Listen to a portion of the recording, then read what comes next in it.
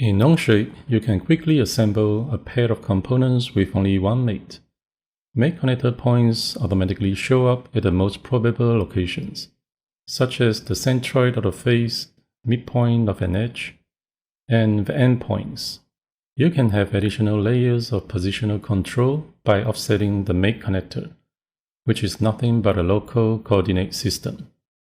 Now, what if you are working with T-slot aluminum frames?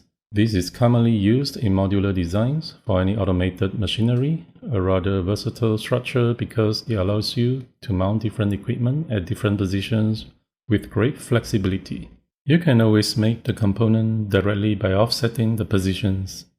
You can also create a mate connector at this intersection point using the Between Entities option. However, note that the Z-axis is not outright. This is good for creating slider mate, while inserting components outright still requires additional setting. This simplifies the offset measurement, since the distance to the flank is usually not a round number and also not part of the design intent. If you are looking for a one-time fit-for-all setup that aims for quick mounting, you can define a custom placement location with explicit mate connectors using either sketches or offsetting.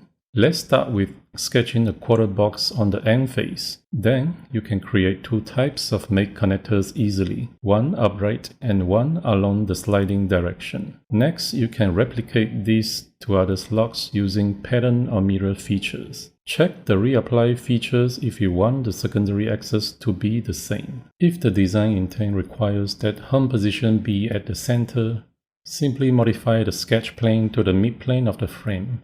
Now you have an aluminum frame that is good for quick mount. The rest is just to rename the frequently accessed features or use the name positions to keep track of changes.